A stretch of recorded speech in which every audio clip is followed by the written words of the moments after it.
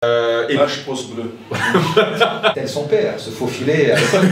Ça n'ira pas pour ma grève de cheveux en Turquie. On va rien couper. Il a un peu tout dit donc.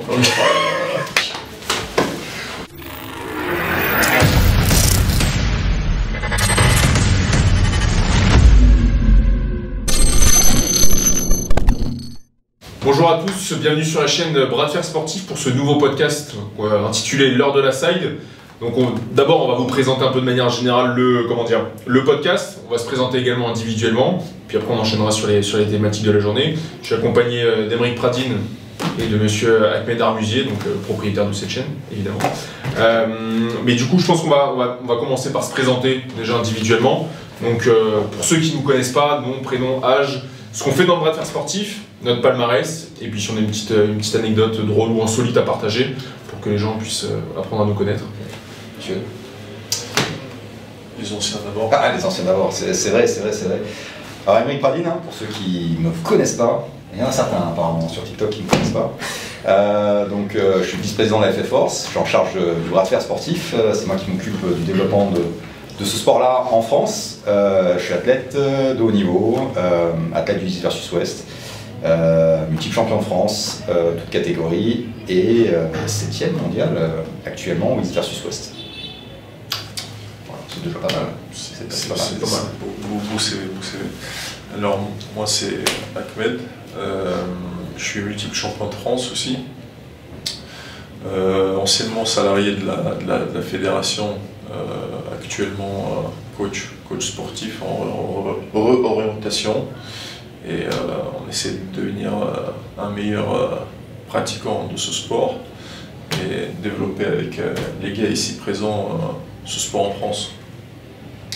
Et moi les gars, c'est Raphaël Blin, ça fait 8 ans que je suis dans le Bras de Fer Sportif, je suis arbitre international, je gère l'arbitrage également en France, je suis capitaine de l'équipe de France, et puis en termes de palmarès, j'ai fait plusieurs fois vice-champion de France. Et je crois, voilà, donc on collabore tous ensemble pour justement œuvrer au développement de la discipline et essayer de la montrer un maximum et de la démocratiser aussi, pour que les gens puissent adhérer et casser les clichés évidemment qui existent autour de ça. Maintenant que la présentation est faite, on va présenter un peu plus le podcast, les objectifs. Donc, une anecdote peut-être. Oui, l'anecdote. Je commence par la mienne. Allez. Ça tombe bien, c'est dans le cadre du développement du sport, donc à savoir que maintenant on va faire un sport de haut niveau, mais donc, quand on a un sport de haut niveau, on a accès aux INSEPS, aux CREPS, qui sont les centres de performance du sport en France. Mais avant même d'être au sport de haut niveau, on a déjà eu l'opportunité de se faire inviter aux CREPS de Vichy.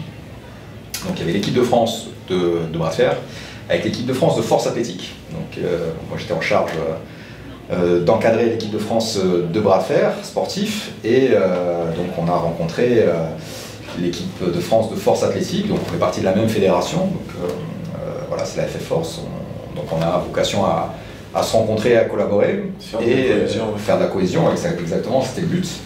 Et donc j'ai discuté un petit peu avec l'équipe de France de force athlétique, donc qui regardait l'équipe de France de Bras de Fer, et on a dû discuter une quinzaine de minutes avec certains athlètes de force athlétique, et puis un athlète de force athlétique a dit je vois qu'il y a pas mal de solides, mais il manque un gars qui est super fort là, on le voit plus là, c'est un Français là avec des cheveux longs, il est où? Alors, on l'avait vu sur la chaîne YouTube de Thibaut InShape. C'est exactement ça, donc là forcément tous les athlètes de Bras de Fer sont morts de rire. Donc, il ne m'avait pas reconnu, effectivement, voilà, il y a eu une époque cheveux longs, pour ceux qui savent, et voilà, là, maintenant l'époque est révolue, le temps passe. Et donc les pages se tournent, mais la side est toujours là. C'est le principal. C'est le principal. La side, pour ceux qui ne savent pas, c'est ce qu'on appelle la poussée latérale en bon français. Et le bras de fer ne cause pas la perte des cheveux. Très important. Alors moi, mon anecdote, il y a un ami qui me vient à l'esprit. Il y a Devon Larat qui était invité pour développer ses connaissances, partager ses connaissances au niveau du bras de fer sportif. Il devait faire une vidéo où il devait faire une partie grappling, sparring dans un club de MMA, sachant que lui il a un passif MMA de Factory. MMA Factory, sachant qu'il avait un passif de soldat déjà, des forces spéciales, plus il avait une certaine connaissance du jiu-jitsu, il en faisait avec ses fils. Et à la base c'était pas prévu, mais on a dû faire un sparring avec lui. Et voilà, il y a une vidéo de ça qui sortira un jour sur la tête. Sur la sueur, t'as pas des extraits quand tu tournes avec lui? Ah non, il y a que les extraits quand il tourne avec. Parce qu'il a sueur et tu partir, il n'a pas fait tout le tournage. Du coup, nous on a profité avec Raph il a filmé, donc moi j'ai les images. Enfin bref, on a un beau sparring, les gars. J'ai pas démérité en fait. C'est vrai qu'il y a quelques publications à faire sur Brasseur Sportif. Quelques-uns, un petit peu. Trop d'avance. Quelques bourrages sympas. Avec des vannes, avec les vannes, il y a des trucs sympas, non? C'est ça. Des trucs sympas. Ça va venir les gars.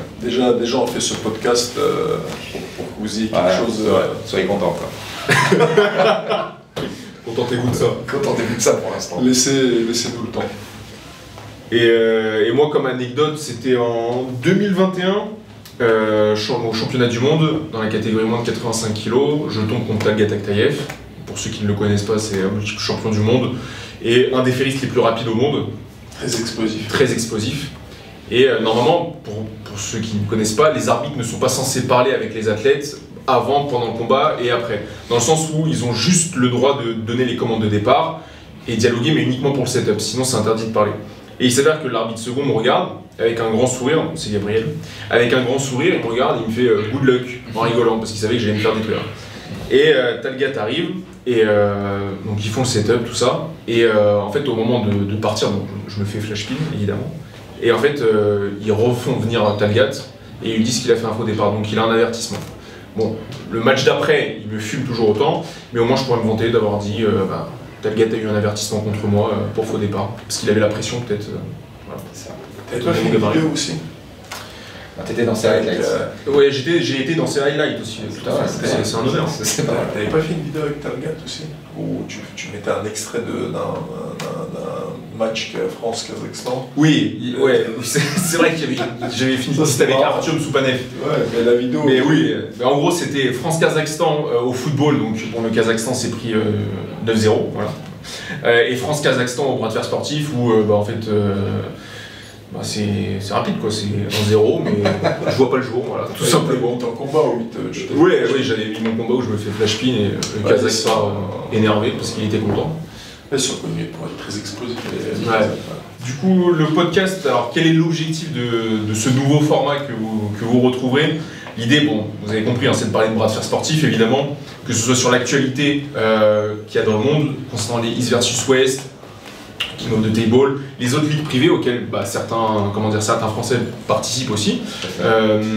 Également parler de l'actualité, bon évidemment, du bras de fer sportif en France, puisqu'il tend à se développer, il se développe énormément, donc on va parler des championnats de France, on va parler également des événements ponctuels qu'il peut y avoir dans l'année, des Open régionaux, et puis voilà, de manière générale, de l'actualité dans sa globalité. Peut-être évoluer pour peut-être avoir quelques invités aussi. Oui, tout à fait. Pensez à le format. Voilà.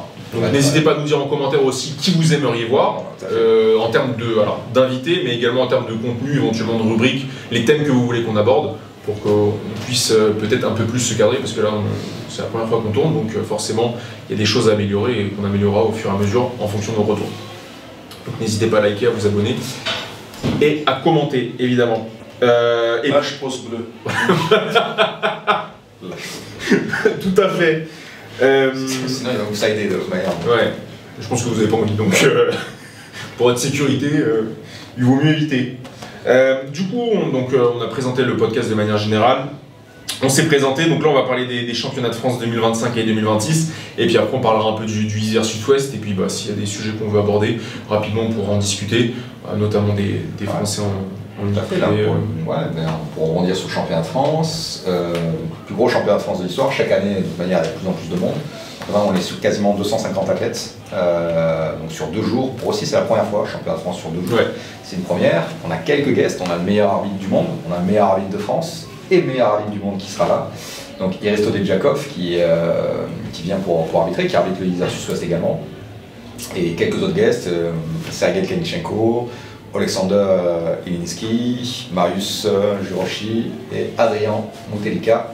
Donc il y a du guest. Il y aura sûrement aussi la visite de Aurélien Lejeune, le meilleur strongman français. Tango aussi également, un des meilleurs strongman français. Donc il va y avoir aussi de l'activité autour de la compétition, surtout du gros spectacle dedans avec les meilleurs athlètes français qui seront là. Et évidemment, un bel open à venir, qui annonce du lourd. Ouais, qui annonce du lourd.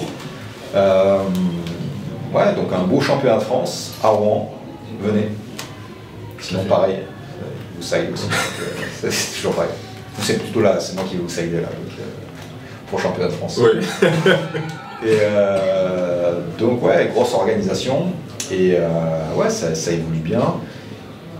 Voilà. Bientôt peut-être des sélections aussi pour le championnat de France. On n'est pas encore là, mais bientôt. Profitez-en des championnats de France, parce que bientôt ça va être dur d'y accéder. Et ouais, très bien, très bien. Des beaux combats en perspective là. Bah oui, surtout que avec Bastien qui a l'air de revenir bien en forme, ça va annoncer des beaux combats avec Hack, Alan et Bastien à l'Open. Qui a bien progressé aussi, tu vois. Qui Ahmed, oui, Ahmed, oui, tout à fait. Qui a bien progressé. Tout à fait. Alan aussi, hein, qui continue sa progression. Et puis après, dans chaque catégorie, il y a quand même des personnes qui sortent un peu du lot.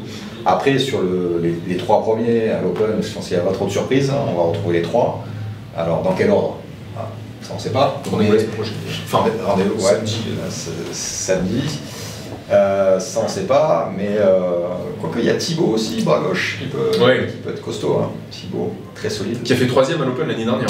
Ouais. C'est vrai que le bras gauche d'Alan n'est pas ouf pour l'instant. Ça me rappelle quand il avait affronté Mathis à l'Open. Mathis il le bloque, Mathis il est dit de forcer à Alan. Il dit mais je peux pas.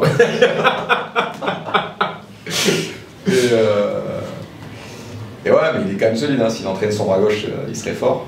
Peut-être les Tahitiens, peut-être Joker. Hein. Yeah. Non, je les connais, ça m'étonnerait. À gauche, il y a Ratia qui est pas mal, tu vois, mais je crois pas. Ils sont très forts. Il vient, Ratia. Ratia, fort. T'as Tewa aussi, les deux. Ils participent là. Ah, Tewa, gauche-droite. Ils sont forts, mais je connais les Tahitiens. Ils ont bien progressé. Techniquement, ils sont beaucoup mieux sur les starts, etc. C'est beaucoup mieux, mais je pense qu'il y a encore un gap. Mais c'est sûr que ça va être aussi. Après, ça peut dépendre aussi du degré de fatigue, du tirage. Il ne faut jamais sous-estimer. Du tirage, ça peut. Oui, bien sûr. La catégorie, c'est les danses. Après, c'est plus dur parce que les catégories poids lourds sont plus dures. En poids lourd, t'as Thomasy, t'as Jean-Pierre Suff qui a beaucoup progressé. T'as les deux Tahitiens, Tewa et Ratia, qui sont très solides. Voilà, ils peuvent venir vraiment.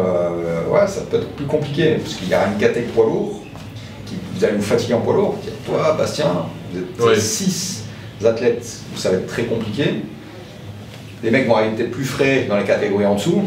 Et à l'Open, il peut y avoir effectivement Alan. Alan qui s'est mis aussi. Il va faire un échauffement. Après, en moins de 110, il y a Maxence. Il y a Maxence, ouais. Après Maxence très puissant, tu vois, mais il est encore jeune dans l'affaire. Moins de 110. Ouais, moins de 110 avec Alan, ouais. Non, mais moins de 110 Alan. Non, celui. Ouais, Alan est à moins de 110. Ouais. Il est pas en moins de 100, je pense. Il sera en moins de 100 au championnat d'Europe, au championnat du monde, mais pas là. Lui aussi, il a fait comme Bastien. Ouais, il a fait comme Bastien. Il sera moins de 110, là, il fait plus de 110. Ouais, mais par contre, quelqu'un qui peut bien s'en sortir pour ça, c'est Thibaut. 85, c'est pas la plus grosse catégorie du championnat de France. Thibaut, et puis après les catégories en dessous, Ethan, oui, s'il a un bon tirage. Tel son père, se faufiler. Big up à Joseph. Ouais, ça peut être intéressant sur l'Open. On peut avoir des choses pas mal. En moins de 100 aussi, grosse catégorie, moins de 100 niveau. Et tu as des jeunes Tahitiens aussi. Tu as qui tire en espoir et qui tire en moins de 100. Emmanou, très fort. Il a fait 3ème ou toute catégorie à Tahiti. Il est bras gauche, je crois. Je pense qu'il est 2 ou d'un seul. Je me souviens. Okay. Il est très proche des deux, très complet des deux bras. Et il a seulement 19 ans. Très fort, donc gros potentiel. Donc ça va être intéressant aussi à voir. Parce il est vraiment solide. Non, il y a un championnat de France qui est intéressant, qui est très dense, quoi. Puis ce qui est bien aussi, c'est que l'avantage que ce soit sur 2 jours, c'est qu'il n'y a pas la... Déjà, on n'est pas fatigué quand on arrive bras droit, parce que généralement on s'enchaîne. Ouais. Pour des athlètes comme Hack aussi, ça peut être un gros avantage.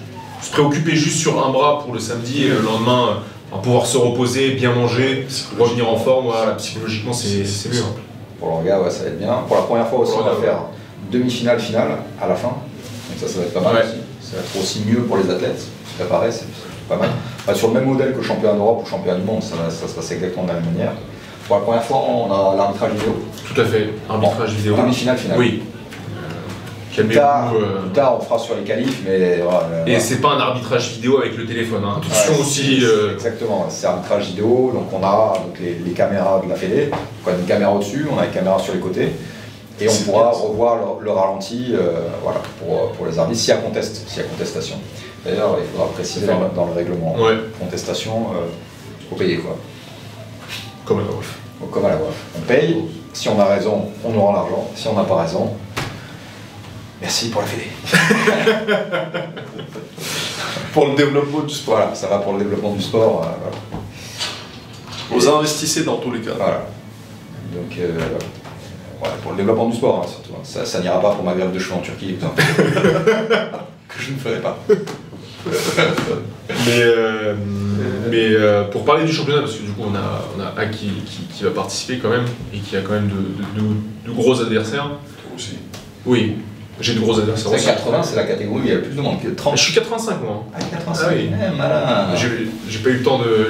Déjà de 1, j'ai pas eu le temps de sécher. Après, j'ai vu qu'il y avait moins de monde. J'ai fait bon, en vrai. Ah ouais, 85, ouais. Ouais, parce que toutes les personnes en 85 sont descendues en 80. C'est ça. Ben, parce qu'ils ont eu peur de toi.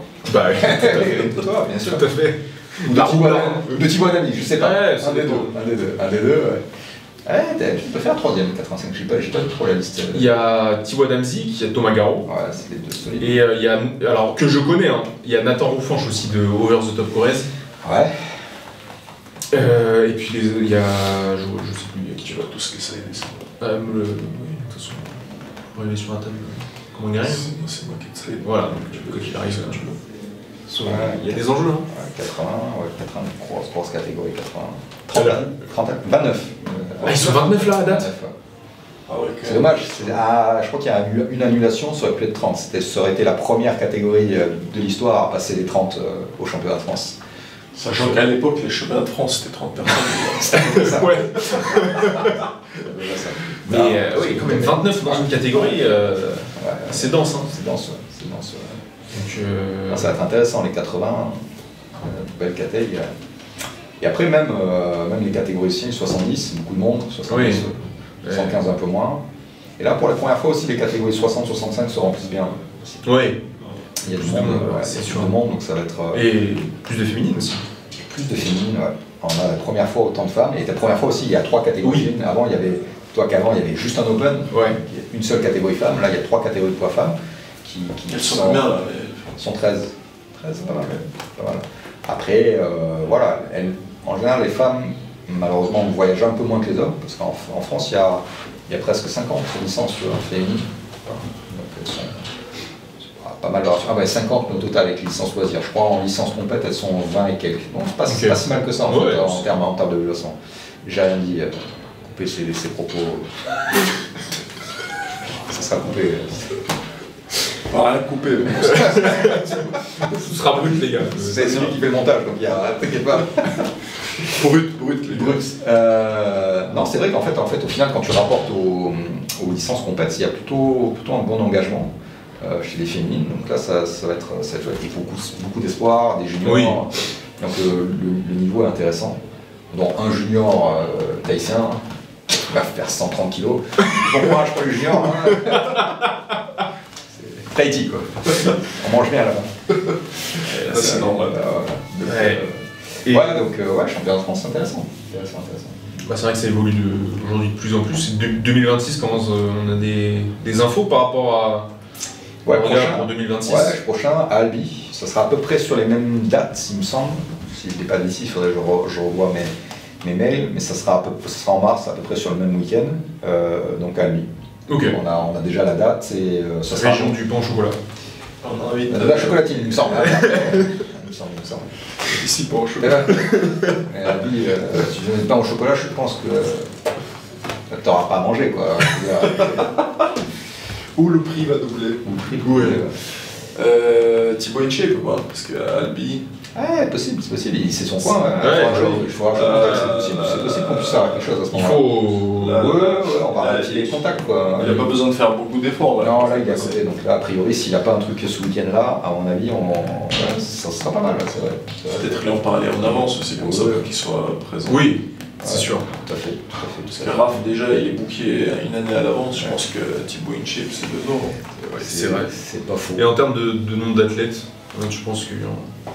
Comme on a à chaque fois plus d'athlètes chaque année, il y a plus d'athlètes chaque année, donc. est-ce que ça va être une augmentation conséquente ou... Pour moi, on augmente chaque année. L'année prochaine, on sera plus de 300 à la compète. C'est-à-dire que là, on est quasiment 1000 pratiquants en France, plus ou moins licence pas à jour, mais on est à peu près 1000 pratiquants qui tournent ou qui ont tourné avec des licences proches de clubs. Donc ça commence à être significatif, quoi. Donc là. Ouais. Et puis, la 37 clubs qui participent au championnat de France sur un peu plus de... On est quasiment en plus de 60 là maintenant. Donc, c'est pas mal. Ouais, c'est bien. Donc après, il n'y a pas forcément tous les clubs qui y participent, il y a beaucoup de clubs qui sont nouveaux. Oui. Il y en a certains, comme c'est leur première année, etc., des fois ils ne se déplacent pas au championnat de France. Ce que je veux dire aussi, c'est bien, par nouveau club, même quand on est relativement débutant, c'est un sport qui est neuf encore en France. Il faut savoir que, bien sûr, si vous comparez toujours à des athlètes, les meilleurs athlètes français, bien sûr qu'il y a un gap quand on commence. Mais comme c'est un sport qui est assez neuf, on va dire que 80% des pratiquants en France ont entre 1 an et 3 ans de pratique. C'est très très jeune. Il y a beaucoup même de débutants, relativement débutants, qui arrivent. Donc il ne faut pas se limiter. Le championnat de France, il faut le prendre comme une expérience, y aller, comme nous on ferait une compétition régionale, si on a l'occasion de le faire. Parce que même là, on va pouvoir aussi déjà apprendre, bien sûr, faire des rencontres, faire des connaissances, mais même on va pouvoir s'y amuser et pouvoir avoir un niveau qui est compétitif, puisqu'en fait, on va rencontrer souvent des adversaires qui sont comme nous, en fait, au final, qui ont 1, 2, 3 ans de pratique. Il n'y a pas que des champions, bien sûr, on va aussi potentiellement rencontrer les meilleurs athlètes français. Et là, effectivement, il faut des années d'entraînement pour espérer peut-être y arriver. Mais pas se limiter tant qu'il n'y a pas de qualification, tant qu'il n'y a pas de barrière à l'entrée au championnat de France, ce qui peut arriver assez rapidement puisque le sport se développe. Autant y aller, il ne faut pas se freiner, c'est pas parce qu'on a 1 an d'entraînement ou 6 mois qu'on ne peut pas participer au championnat de France. Et c'est là que vous allez apprendre beaucoup plus. Bien sûr. Vous allez apprendre beaucoup plus que l'entraînement. C'est des expériences très importantes si votre objectif est de vous améliorer, en fait. C'est vrai que pour l'instant, c'est vrai que le championnat de France, on peut l'inclure quand on a un sport qui est jeune. En France, depuis 2019, c'est cadré, on vient d'avoir le statut de sport de haut niveau. Donc c'est encore neuf et le championnat de France, on peut le prendre comme une compétition, entre guillemets, pas comme une autre, mais comme une compétition qui rentre dans l'apprentissage. Alors qu'effectivement, dans des sports qui sont plus matures en France, le championnat de France, c'est une consécration de déjà d'années d'entraînement. C'est un peu différent pour l'instant pour le bras fer. Donc n'hésitez pas à participer au championnat de France, puis ça vous fera rencontrer les meilleurs athlètes français, ceux que vous pouvez peut-être regarder sur YouTube, etc. Et puis certains des meilleurs athlètes étrangers qui seront aussi là. Donc inscrivez-vous, venez, ou même venez en spectateur, plus on est de fous. Plus on s'aide. Rappelle la date. 15 et 16 mars pour les championnats de France à Rouen. 15 mars, du coup, le samedi, ce sera bras gauche et le dimanche, bras droit. Bras droit, exactement. Et comme Émeric l'a précisé au début, il vaut mieux venir maintenant parce que quand il y aura des sélections après, ça sera plus compliqué pour vous de participer à ce genre de compétition prestigieuse et il faudra déjà passer des phases de sélection dans vos régions pour accéder au championnat de France. Ça peut arriver plus vite qu'on ne le croit. Vu le développement du bras fer, ça peut arriver relativement vite, les sélections. Globalement, sur le setup qu'on a, si on reste sur le même setup en termes d'arbitrage et de table, on peut monter jusqu'à 400 athlètes. Oui. Ça peut aller relativement vite. Oui, non, c'est sûr. Même sur le papier, on les a déjà. On a à peu près plus de 400 licences compétition. Donc personne n'est censé pouvoir participer au championnat de France. Donc Donc déjà sur le papier, on y est. Donc après, il n'y a pas les personnes qui se déplacent tout le temps. Mais ouais, ça peut aller très vite. En 2-3 ans, on va pouvoir faire des sélections. Après, ça c'est un autre problème. Comment les faire? Ça sera mon job, hein, donc je tiens au courant. Pour plus d'informations sur la compétition, le championnat de France ou les compétitions régionales, allez-y allez visiter le site de la fédération, ffforce.fr. Pas assez qui visitent ce site, il est très bien fait. Voilà. Il y a tout ce qu'il faut là. Donc, absolument. Voilà. Vous pouvez m'envoyer des messages, mais c'est mieux d'abord d'aller voir le site. Et après, si vous avez des questions. Parce que de toute manière, on vous renverra vers le site. C'est ce que je fais. Donc voilà. Exact. Bon, maintenant on va parler un peu plus de l'aspect professionnel de la discipline, donc avec le East versus West et les ligues professionnelles qui se créent de plus en plus aujourd'hui. Donc on a un athlète du East versus West qui a participé déjà de fou. Je peux vous en parler, oui, tout à fait. Je suis très connu aux États-Unis, attention. Effectivement. Peut-être un peu trop. Mais là, récemment, du coup, il y a eu le East versus West 16 qui s'est déroulé pour la première fois en Géorgie, à Tbilissi. On a eu la chance avec Matt d'y aller. Voilà. Et oui. Voir un peu, voilà. L'idée, c'est d'échanger sur cet événement, les vendettas, avoir notre avis, et puis aussi avoir notre avis sur le prochain East versus West qui se déroulera du coup à Arlington, au Texas. Où j'aurais dû être. Donc, j'ai des obligations professionnelles qui m'empêchent d'y aller, malheureusement. Et oui, puisque même si on peut pratiquer à haut niveau, je suis quand même kinésithérapeute et c'est quand même mon métier. Et donc il y a des priorités. Le bras de fer, c'est important, mais ça reste un loisir, même s'il est pratiqué au plus haut niveau. Et donc ouais, non, pas de. Je devais affronter un Américain. Ensuite, j'ai proposé que ça soit Alan. Un Américain ou un Canadien? Non, ça c'était, oui, ça c'est ce que je voulais. Ah oui. Mais là, ils m'ont proposé l'Américain. Charkovic. Ouais, qui est Américain d'adoption, de cœur sûrement. Je pense de passeport. Et du coup, ne pouvant pas y aller, donc j'ai proposé à Interzi, qui est le promoteur du East versus West, qui a créé ça, de prendre un Français pour me remplacer. Et ce que Terzi a accepté, donc j'ai proposé Alan, qui est dans la même catégorie que moi de poids. Et parce qu'Alan a fait des très bons résultats, il faut rappeler qu'il a gagné le Swiss Open, il a fait 4e au championnat d'Europe, il gagne le Swiss Open. Il a battu Leonidas. Leonidas Arconas, ouais. Et donc Interzi a accepté. Ça devait se faire, dommage, il y aurait eu un deuxième français, mais malheureusement, Alan, pas de passeport valide, et donc pas de passeport en temps pour faire cette compétition, donc c'est dommage. On remet le couteau dans la plaie. Big up Alan. Non mais c'est dommage, et il le méritait vraiment. Et faire un passeport quand même. Toujours avoir un passeport sur soi, il faut dégainer. Petit message aussi à tous les meilleurs athlètes français, gardez un passeport sur vous quand même valide, parce que j'essaie de vous, French Connection, j'essaie de vous mettre un peu partout, donc le téléphone peut sonner vite, donc là, si vous n'avez pas le passeport en règle, c'est maintenant qu'il faut le faire, ça peut aller vite, voilà. Et ouais, donc ça c'était au Texas. Ouais. Bastien et Ethan, j'espère qu'au passeport voilà. On pense à Ethan notamment. Bastien et Ethan qui ont une vendetta d'ailleurs en mai à Vienne. À la Lions Cup. Ouais, Pride. Pride Arm Wrestling. Pride, ok. Où Alan a participé et a gagné. Tout à fait. J'avais une blague dessus, mais je vais m'arrêter là. Je pense qu'on se bat tout seul. Je vais m'arrêter là. Notamment dû à la manifestation qu'on avait tout à l'heure. On en dira pas plus. Mais du coup, par rapport donc East versus West 16, du coup, qui s'est déroulé en Géorgie, une première où il y avait aussi énormément de monde. Est-ce que tu peux nous partager un peu ton avis par rapport à cet événement, parce qu'on a eu la chance d'y aller, et c'était un événement assez grand pour le coup.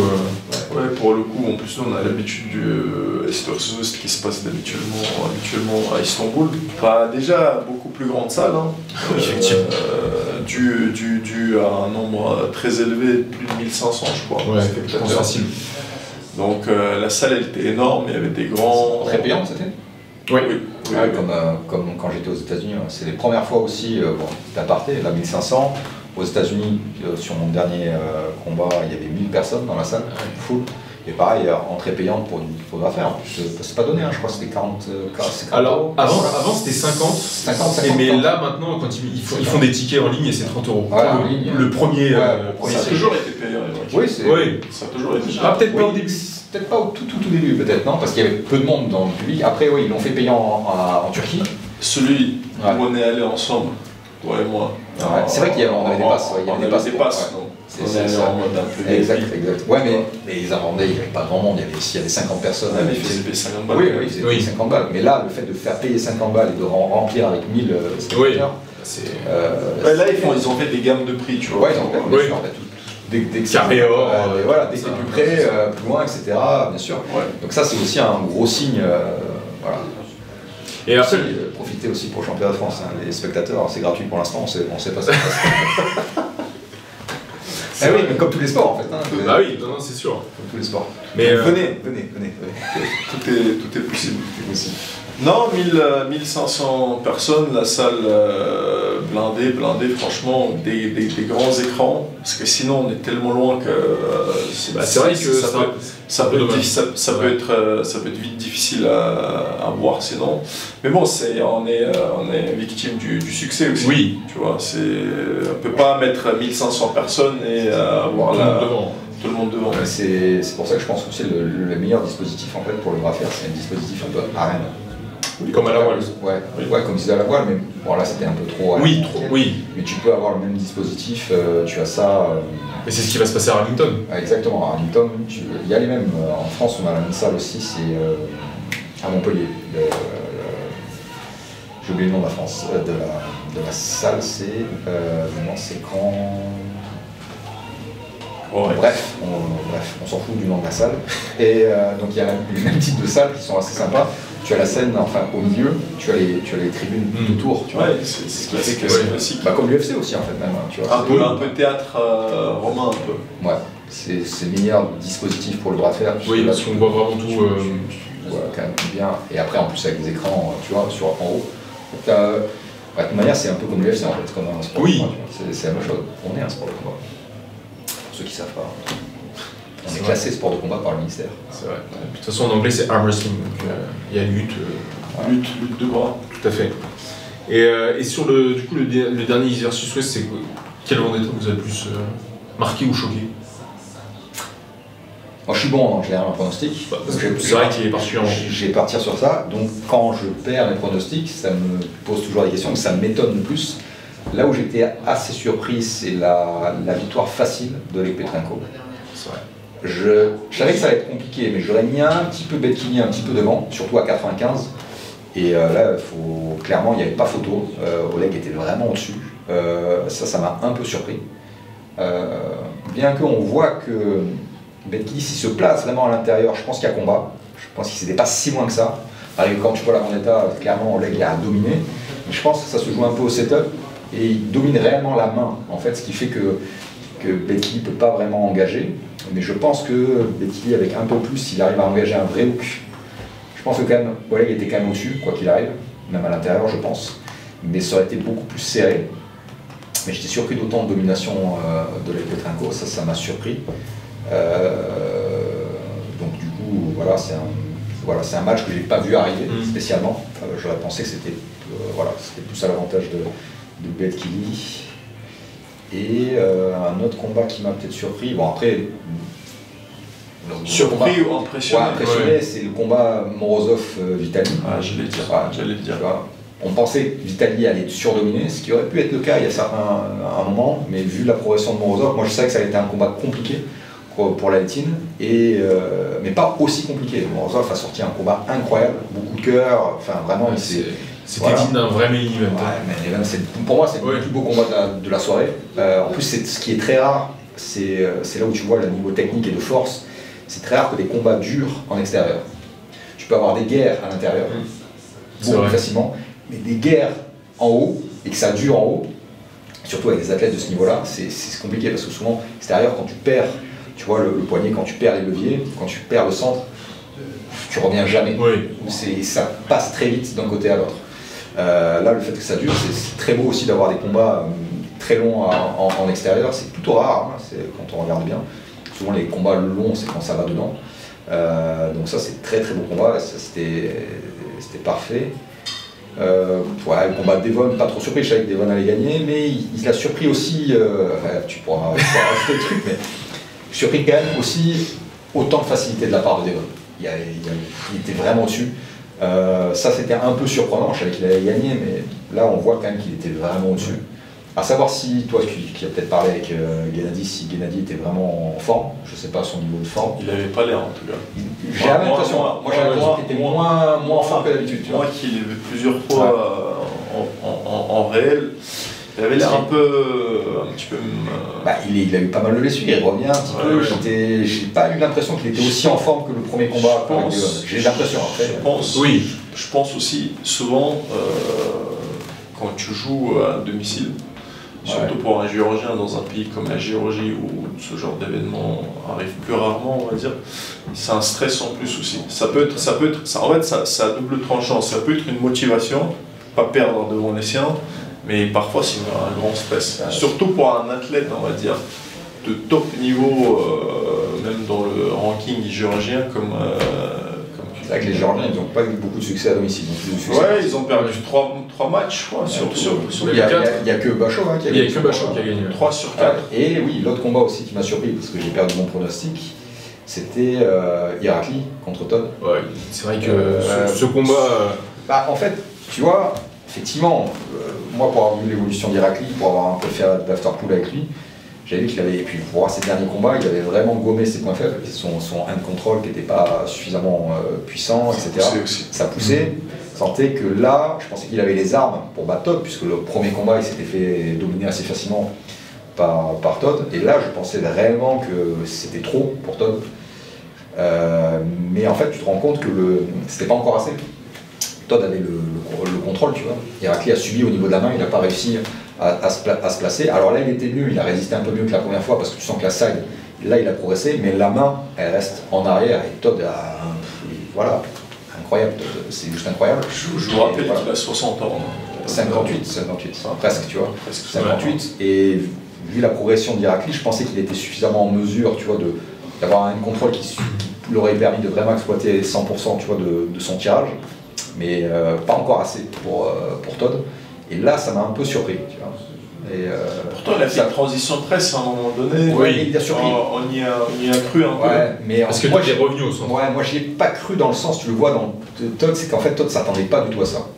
Tu vois, il l'attend, il est ouvert. Après, il réessaye. Tu vois, Todd, c'est fini. Tu vois, je me suis fait avoir une première fois. Mais tu pensais pas que Irakli pouvait pousser comme ça. Surtout faire des transitions correctes. Les Géorgiens sont très puissants, ils ne sont pas connus pour être les plus versatiles de la Terre. Ouais, c'est linéaire, effectivement, tu vois. Mais du coup, ça l'a surpris, tu vois qu'il est surpris en fait par le changement de style et la puissance aussi, tu vois, d'Irakli sur la poussée, effectivement. Et après, il s'est plus fait, ça pouvait plus passer derrière, tu vois. J'aurais voulu qu'il essaie la presse directement. Mais parce qu'il ne sait pas la faire direct. Il a essayé à la fin, il a perdu direct. Mais même, tu vois, l'attaque, j'ai vu, tu vois, effectivement, son corner, il a dit vas-y, attaque direct, mais c'est pas bien fait, tu vois. Et je pense que même il n'a pas l'habitude. Il n'a pas l'habitude, et même la presse qu'il place contre. Je pense qu'il est presque aussi surpris que Todd. Oui. Je pense qu'il ne l'a même pas anticipé. Tu vois ce que je veux dire? C'est venu parce que Todd lui a laissé la porte pour le faire. Là, il n'a pas. C'est son corps qui a réagi. Voilà, il l'a pas. Tu vois, consciemment, il l'a pas mis en place, tu vois. Donc. Ouais, mais Todd, vraiment impressionnant. Voilà, il faut plus de hand control, il faut qu'il ait Irakli encore progresse sur ses points faibles. Mais ouais, ça me rappellera qu'il faut en général parier contre Todd, c'est jamais un bon deal. Tu vois. Ouais, c'est deux combats où j'ai perdu le pronostic. Ouais. Donc forcément, ça me marque. Tu vois, je ne pas souvent le pronostic. C'est vrai. Donc c'est ces deux combats-là pour moi qui ont été... D'ailleurs en plus que ce soit... même je pense Todd Irakli et Vitali Morozov, je crois que c'est les deux plus gros de la soirée, il me semble. de meilleur, tu vois, avec un peu plus de suspense, Oui. tu vois, de retourner. Ça joue un peu plus, ouais. Où il y avait plus d'intensité. Moi, j'étais pas sur place, mais je pense que Héraclito, surtout quand Héracli revient, je pense que ça devait être la folie, non? Ah, quand Irakli a fait sa presse, tout le monde s'est levé. Je pense que ça devait être la Dès qu'il y avait les Géorgiens, il y avait de l'ambiance aussi, parce que c'est à domicile. Même Vassili Dotashvili, Dotashvili, quand il était là, c'était tendu. Ouais, c'était tendu. Mais ça me rappelle quand Devon, enfin l'entrée de Devon et Gennady, quand Devon est rentré, bon bah forcément c'est fan et tout. Et alors, pour l'anecdote, parce que Kukunia, quand il est rentré avec son. ouais, quand Kukunia il est rentré, bon déjà c'était incroyable. Et Mathis Morgado, qui est pro Devon, du coup bah lui il était pour Devon forcément. Et quand Kukunia il est rentré et que tout le monde s'est levé, il y avait une ambiance de folie. Mathis il me regarde, il me fait ah c'est bon, Devon il est mort. Mais parce que en fait le fait que les Géorgiens soient autant à fond, autant motivés, je pense que ça donne un peu plus de force. Mais après, comme disait Ike, ça peut mettre aussi beaucoup plus de pression. Et oui, il avait pas l'air bien. Non, il avait pas l'air bien. Après, honnêtement, Devon n'avait pas l'air bien non plus. Il respirait pas le. Non, c'est différent. C'est différent. Devon respirait pas dans le sens. Il est trop lourd. Il était trop gros, trop. Mais Kukunia, il respirait pas dans le sens. Il avait pas l'air. J'ai pas l'impression. Moi, je l'ai vu physiquement plus en forme. Je ne l'ai pas vu en vrai là, mais en tout cas en visuel, il me paraissait moins. Il était plus impressionnant la première fois que Devon. Ouais. On l'avait vu là aussi, tu vois. Moi je l'avais vu, il était vraiment massif. Là j'ai l'impression qu'il était un peu plus gras, moins dense. En fait, il avait des grosses cernes déjà quand on l'avait vu avant. Tu sais, il avait l'air fatigué. Donc, Mais je crois que c'est Risto qui, quand on avait échangé là avec lui, il nous disait que, enfin, quand on lui demandait son pronostic pour Gennady Devon, il nous a dit. Il y a une époque où Gennady, quand il était très en forme, il battait tout le monde. C'est qu'on voyait ses veines, mais si on les voit pas, c'est qu'il est un peu moins en forme. Quoi. Ouais, j'ai l'impression physiquement. Donc il était moins. Après, les Géorgiens m'ont dit qu'il était pas mal blessé. Il a accumulé des blessures à un moment donné. J'ai vu qu'il avait des blessures là récentes. Après, avec ses vidéos YouTube, on avait quand même l'impression qu'il était vraiment très déterminé quand même. Déterminé toujours. Oui, déterminé toujours. Mais même sur les charges qu'il pouvait potentiellement sauver. En termes de détermination, c'est un pitbull. Oui, c'est vrai. D'ailleurs, quand j'ai discuté avec les Géorgiens, il a aussi énormément de blessures parce qu'il se sacrifie, le mec. Il rentre dans des positions pas possibles, il met à défaut ses épaules, etc. Je crois au niveau des épaules, il s'est fait des blessures 9 fois. Je sais pas, fracture ou déchirure, j'en sais rien. Ouais, ça aide pas. Mais 9 fois, quoi. Tu vois. Ouais. Pour des épaules, c'est beaucoup, 9 fois quand même. Quoi. Déjà, on parle de Emric qui a une petite blessure au niveau de l'épaule. C'est chaud. Et toi, c'est quoi du coup là il a un peu tout dit, donc. Faut pas me laisser parler. C'est vrai qu'un podcast, il va être tout seul et moi, je pense. Il a tout dit, donc. Après, je serais pas sur place, il y avait peut-être des trucs un peu. Non, mais là, en fait, quand il y avait les Géorgiens, c'était bonne ambiance, donc automatiquement, c'est intéressant. Moi qui est fan des musiques, Raphaël aussi d'ailleurs, qui est fan des musiques caucasiennes, les Géorgiens, quand ils sortaient même, comment il s'appelle, l'Arménien, Dadikan. Même Dadikan qui est sorti sur ces musiques, je sentais que les ambiances, c'était solide, quoi. Les Géorgiens se levaient. Mais après, en termes de combat comme toi, Américain, à peu près. Vitali avec Morozov, c'était incroyable parce que l'autre il est là, il lui dit Davai, Vitali, Davai, tu vois, c'était incroyable. Moi j'aime bien dire Davai aussi. Toi t'aimes bien plus dire Davai quand. Un peu moins. Parce que comme ça, faut vouloir le dire, Davai, avec Vitali, la létine en face en plus. C'est clair. Franchement, j'y cru. Je pensais qu'il allait gagner Morozov quand ça a démarré. À un moment, j'ai l'impression que ça s'est retourné. Je pense que l'endurance. Moi, en plus, j'étais exactement comme toi. Tu vois, c'est que j'ai vu même à la tête de Vitali, j'ai l'impression que même Vitali fatiguait aussi. Tu vois. Oui. Et en fait, il fatiguait pas tant que ça. Il y a un retournement psychologique. Sur le visage, tu vois, sur le visage, Vitali était marqué. Tu vois, le combat était dur et je pense qu'il y a un retournement. Je pense que même pour Morozov. Des fois c'est de l'inside, tu vois, quand tu fais un combat comme ça, moi ça m'est déjà arrivé un peu, quand tu es... En fait, Morozov savait que c'était lui, qui était, même si c'était lui qui avait la ceinture, pour lui il savait que le numéro 1 c'était Vitali. Et donc lui il devait prouver à tout le monde que il pouvait le faire. Donc, je pense qu'il a fait la meilleure préparation de sa vie, je pense qu'il n'a jamais été aussi en forme, ça s'est vu en tout cas physiquement. Les bras qu'il a, était énorme, et je pense, tu vois, quand il gagne comme ça, bien sûr, ok, c'est un combattant, mais inconsciemment, il a fait le taf. Oui. Quand il gagne les 2 premiers, pour lui, et tu l'as vu d'ailleurs, tu sais, à la fin, même blessé, même en ayant perdu, il était content, comme s'il avait gagné. Parce que lui, il s'est prouvé à tout le monde qu'il est capable de battre Vitaly Letin. Il y a eu un match serré. Il y a eu un match serré, et puis surtout, il gagne les 2 premiers. C'est plus ça. C'est-à-dire que frais, entre guillemets, tu vois, quand il n'y a pas l'endurance qui joue, tu vois, le facteur un peu de blessure, il a été au-dessus sur les 2 premiers. Même s'il subit, il gagne. Et je pense que ça, des fois, quand les rounds avancent, mentalement, inconsciemment, ça joue. Tu peux perdre un petit peu plus, tu vois, de la niaque à la fin, parce que pour toi, tu as fait le taf. Oui, bien sûr. Ouais, alors après, je suis pas dans sa tête, hein, mais. Peut-être qu'il s'est blessé aussi, vraiment. Parce que physiquement, on l'a vu en vrai, il s'est vraiment blessé. Il était sec, il était même trop sec. Et en général, on sait que les gens qui sont trop musculairement trop secs, les blessures viennent plus facilement. Il s'est blessé, mais tu vois que moi, je comprends tout à fait ce sentiment-là, tu vois. C'est-à-dire, toi, tu t'es prouvé à toi-même que tu peux le faire. Que surtout de la ceinture, tu l'as mérité aussi. Oui. Tu vois, voilà. Je pense que c'était un peu ça aussi, tu vois. Je l'ai mérité, mais on peut la donner à... Voilà, c'est ça, tu vois. Ok, c'est bon, tu vois. Oui, non, je pense qu'il y a ce côté-là, tu le vois d'ailleurs. Hein. C'est rare d'être blessé. Tu sors blessé, tu viens de perdre ta ceinture, tu viens de perdre un combat, mais t'es bien, tu vois. Parce que, voilà. Parce que tu as prouvé que t'étais là, tu vois. Oui. Vitaly Letin, c'est pas n'importe qui. Bien sûr. Mais ouais, intéressant. Et après, ce sera la Letin Muratov, je pense. Muratov qui à gauche. Hein, c'est vrai. Tu vois pas. Ce serait incroyable ça. Ce serait incroyable. Le pronostic. Là, compliqué. Je pense qu'en plus, le style le plus. Tu vois, Muratov, il aurait mieux fait tirer contre, je pense, au niveau du style, contre Morozov, même si on a vu que Morozov, la Letin, c'était 50-50, ça a été hyper serré. Mais je pense qu'au niveau du style, ça va être plus dur contre la Letin. Par contre, la différence, c'est que si il va être plus dur à rentrer dans le jeu, tu vois, il va être plus compliqué pour Morozov de faire jouer la Letin, d'arriver à le croquer, le hooker. Par contre, si look, le combat va être beaucoup plus facile que contre Morozov, tu vois. Parce que Morozov, il peut jouer partout. Alors que la Letin, une fois que le jeu est descendu, ça sera terminé, tu vois. Mais il aura une faculté à déconnecter, tu vois, Muratov, qui est supérieur à Morozov.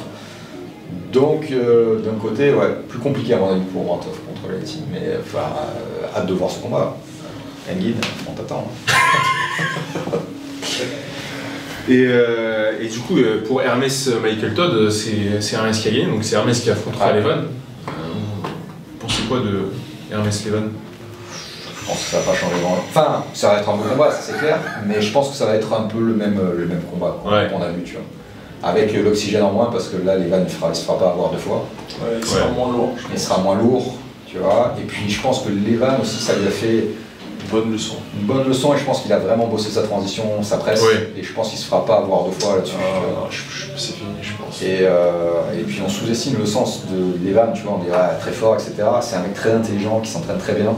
Il l'a prouvé avec Devon d'ailleurs. Exactement, il fera pas 2 fois la meilleure, et je pense que même il va montrer qu'il va. Moi je pronostique un truc archi dominant. C'est-à-dire qu'on va attendre encore plus dominant que qu'avant. Je pense qu'il va y aller avec la niaque, je pense. Il va y aller, parce qu'après, tu vois, quand tu arrives à ce niveau-là, aussi, c'est arriver à se mettre à sa place, tu vois. Réussir à te motiver alors que tu es numéro 1, tu gagnes tout le temps, etc. C'est plus dur, tu vois, c'est toi qu'on chasse, tu vois, tout le temps. Et je pense que là, il a trouvé un truc aussi pour montrer à tout le monde qu'il n'était pas au top quand il a affronté Hermès, tu vois. Et que là, je pense que. On va voir un pronostic, de toute manière c'est enregistré, donc là je veux pas. Pour moi. Mais je pense que c'est dit. C'est dit, je pense que Levan va être. Bien que. 6-0. Ouais, mais il va être même dominant, je pense, tu vois. 6-0. Quitte même à. Peut-être qu'Hermès va pouvoir aussi l'arrêter, comme on a vu, c'est possible qu'il puisse se retrouver encore dans ces situations comme ça où Levan n'arrive pas à terminer. Mais on va voir des transitions de Levan beaucoup plus fluides et beaucoup plus fortes. Et il va montrer peut-être, tu vois, un style plus complet. Et moi je prédis quelque chose comme ça. Même si Hermès va. Il va bien se préparer aussi. Il va bien se préparer, et je pense qu'il va. Il va donner, tu vois, du fil à retordre à Levan, mais je pense que Levan va monter son niveau là-dessus, tu vois. Levan, il a plus d'armes. Donc il a plus d'armes, là il aura avec plus de niaque, comme a dit Emeric. Et pour moi ça va être 6-0 dominant. Je pense qu'il aura quelque chose à prouver, Levan. Ouais, tout à fait. Je pense qu'il est pas loin, peut-être. Je pense pas qu'il va rester des années et des années encore à combattre. Je pense que c'est quelqu'un d'assez malin pour s'arrêter au bon moment. Top. Puis c'est quelqu'un, toi tu le connais plus, tu vois, tu l'as rencontré, voilà, vous êtes plus proches, tu vois. Les vidéos sont sur la chaîne, les gars. Ouais, les vidéos sont sur la chaîne. Pas toutes d'ailleurs, enfin il y en a qui sont. C'est vrai qu'ils sont montés assez vite. Ils sont pas toutes là, mais il y en a. Il y en a qui ont été perdus, les gars. Et je pense que ouais, c'est un gars qui est déjà sur des projets d'après Brafer. Ouais. Il est déjà là-dessus, tu vois.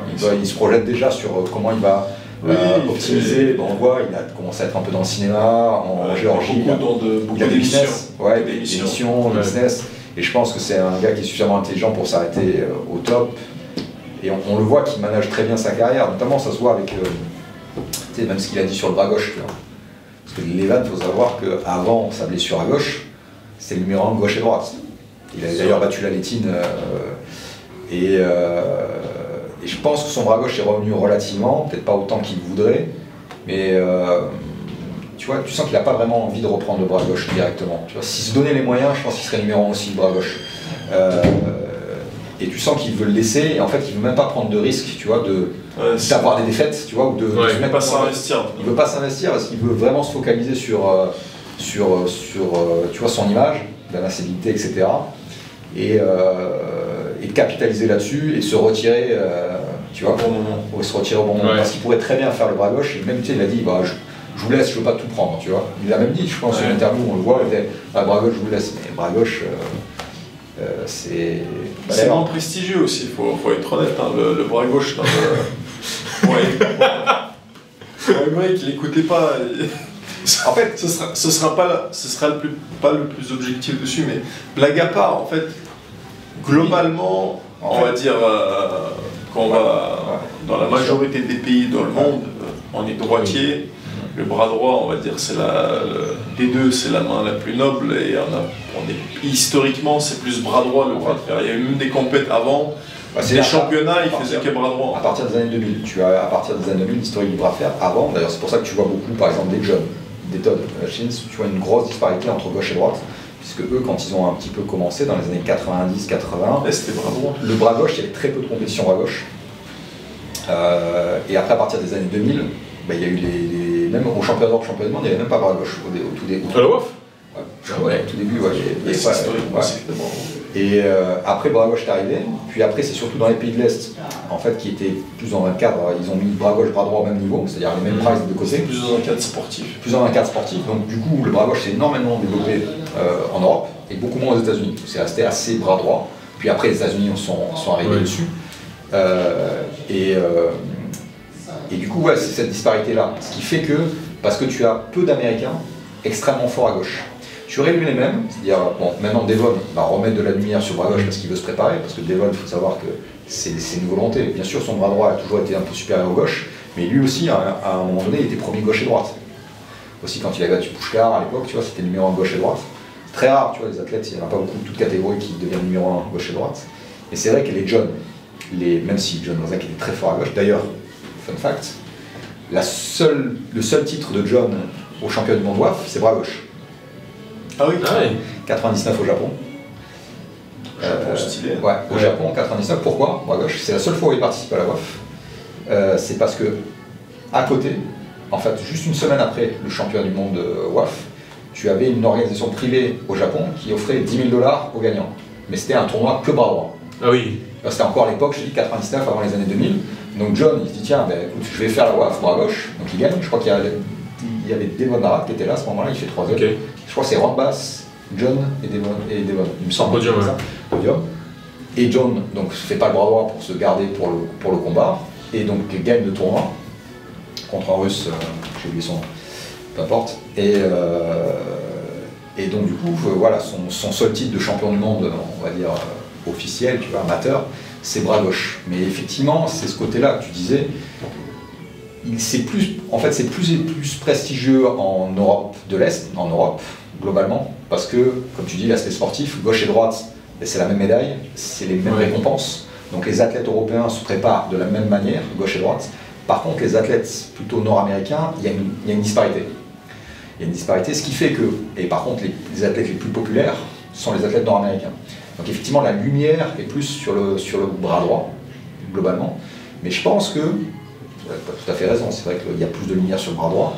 Mais si les Américains étaient dans la même logique que les Européens, tu vois, c'est-à-dire plus serré, ça serait, alors toujours un petit peu plus sur le bras droit bien sûr, mais ça serait beaucoup plus, tu vois, plus serré dans le terme de prestige, tu vois ce que je veux dire. Ouais. C'est vrai, mais bon, maintenant tu commences à avoir quand même pas de lumière, tu vois, Muratov il est super populaire, voilà. Après, il est très dominant aussi, ça il est très dominant, c'est vrai, tu vois. C'est vrai, ça aurait été un peu plus serré, je pense qu'il serait moins populaire. On va parler de la Lions Pride Arm Wrestling League.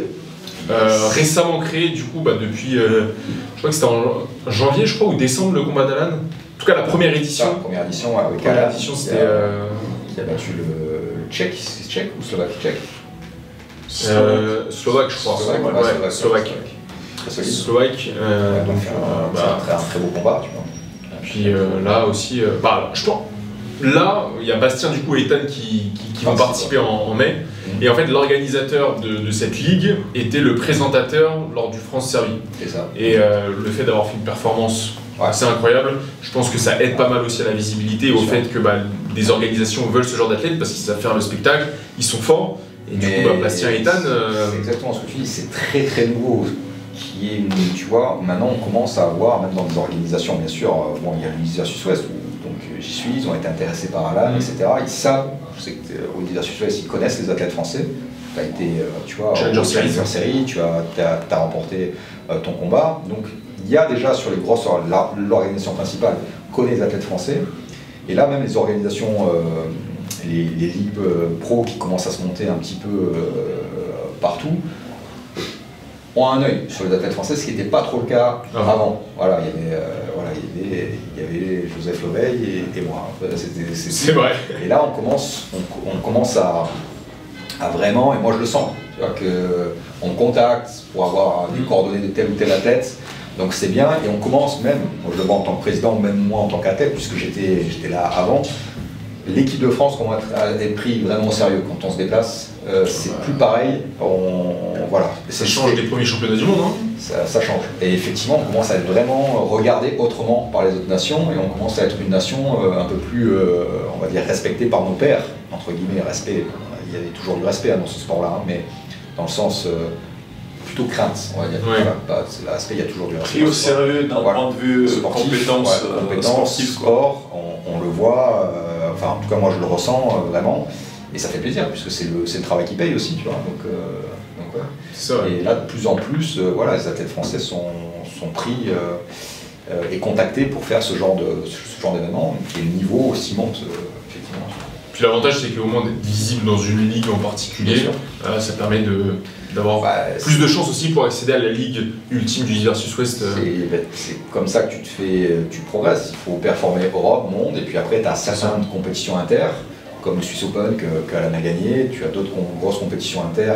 Si tu arrives à performer, à te faire remarquer dans ces organisations-là, tu peux après intégrer des ligues pro moins prestigieuses que l'Unis versus Ouest, commencer à gagner tes combats, te faire ton expérience, et après d'un coup tu te fais un palmarès, et du coup après c'est beaucoup plus simple de faire remarquer plus haut en fait, hein, tout simplement, quoi. Donc ça aussi message à tous les meilleurs athlètes français ou ceux qui désirent le devenir. À un moment donné il faut bien sûr performer au championnat de France, essayer d'intégrer l'équipe de France, aller faire les championnats d'Europe et les championnats du monde, et puis après quand on a la possibilité aller faire les meilleures compétitions inter accessibles pour d'une expérience, et se faire un palmarès et se faire détecter entre guillemets par les grosses organisations, et ce sera d'autant plus facile pour moi de glisser à des Français. C'est clair. De faire jouer le réseau. Exact. Oui. Exact. Mais Hack avait participé au Challenger Series, qui était un peu entre guillemets Ligue 2 du East versus West, même s'il y a des athlètes du East versus West qui ont participé à cette compétition-là. Mais après, c'est aussi, tu vois, le Challenger Series, je ne sais pas s'ils vont le renouveler, ou en tout cas d'autres organisations, mais c'est aussi dans l'idée de TRD, ce qu'il fait, c'est qu'ok, il y a un top 10, ça c'est ce qui est visuel, oui. Mais après, en bac, il y a un top 20. Oui, de toute façon, il y a toujours... Il y a un bac qui n'est pas forcément affiché, parce qu'il ne fait pas forcément un classement, mais il a des athlètes qui, potentiellement, il va les faire se rencontrer, et c'est des athlètes qui peuvent aller chercher... il progresse aussi. Il progresse, et lui, ça lui permet après d'avoir... Puis même à terme, là, on est sur un top 10 aussi aujourd'hui, parce que le East versus West, mine de rien, on est qu'au 17. C'est très proche. Et je pense qu'à terme, même, tu verras comme à l'UFC... 341. Ouais, mais on aura peut-être un top 20 ou un top 15, oui. Tu vois, comme à l'UFC. C'est-à-dire l'UFC, il classe les 15 premiers, puis après, c'est pas vraiment classé, je pense, tu vois, sur les prélims, etc. Le bras de fer aussi, ça va évoluer et se classer, je pense aussi, top 15 ou top 20. Ils ont un équivalent Challenger Series à l'UFC. Oui, bien sûr, ouais, ils sélectionnent. Oui, ils sélectionnent. Ouais. C'est le même principe, mais pour l'instant, c'est 10. Après, je pense que très rapidement, enfin, on verra dans les années qui suivent, je pense que ça va passer à 15-20. Parce qu'après, tu regarderas. Les compétitions sont denses, hein. Tu as au moins 15-20 athlètes qui peuvent se tirer la bourre, à part 2-3 exceptions des fois dans des catégories, des mecs comme Muratov, etc. Bon voilà, t'en as toujours, mais en plus, généralement dans chaque édition du East versus West, il y a 3 ou 4 nouveaux athlètes aussi qui participent. Puis, là c'est au Texas, donc il y en a plein, il y a plein d'Américains. Oui, mais là, en fait, forcément, tu vas avoir plein de gars qui vont là participer, voire gagner, perdre, peu importe, mais qui sont pas dans le ranking.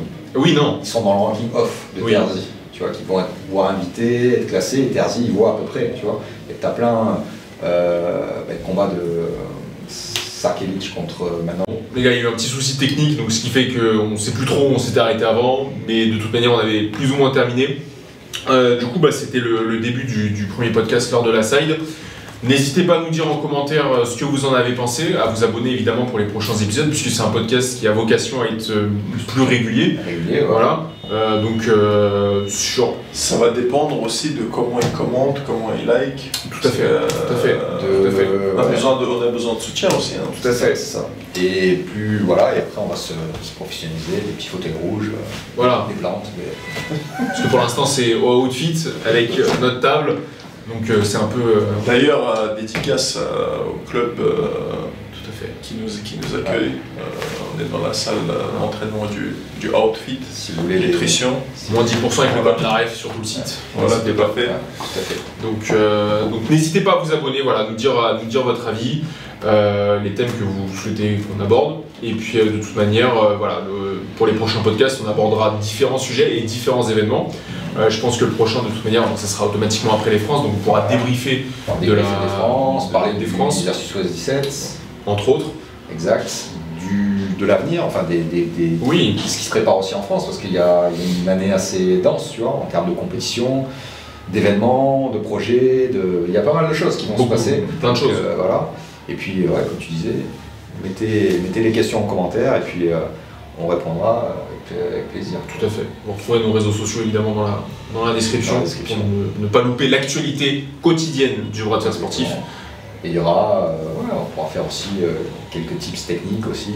En fait, oui, évidemment, il y aura... On est équipé, il y a des bras, il y a de la table, il y a de la ref. Voilà, il y a tout. Il y a toute la recette. Si vous voulez qu'on parle du Kingsboo ou ce genre de truc, n'hésitez pas. Comptez pas sur nous. Voilà. On parle de Kingsboo. Ah oui, non, c'est vrai, pas le Kingsboo. Mais parler technique, expliquer un peu, ça peut être intéressant. Sur les débats sur le Kingsboo notamment, tu vois. Pas mal de choses à dire. Pour terminer la vidéo, les gars, là cette vidéo va sortir sur Bras de Fer Sportif, donc c'est la reprise de la chaîne. Donc on compte sur vous pour nous soutenir, déjà avec cette reprise. Et après, dès que moi, au niveau perso et pro, ça va se clarifier, je vais ressortir les vidéos, certaines vidéos importantes. Les quelques-unes qui ne sont pas sorties, on va rattraper. Surtout les vidéos avec la rate, etc. Donc ça je mets un point d'honneur à les sortir. Vaut mieux tard que jamais, comme on dit, et d'autres contenus à venir, les gars. Donc n'oubliez pas que le travail et la détermination payent. Force et honneur. Strap match. Stop match. Mon ami, bienvenue sur la chaîne Bras de Fer Sportif. Es-tu abonné? N'oublie pas de liker et de commenter mes vidéos. Abonne-toi. J'hésite. Ok, ça va, ça va. Bon visionnage.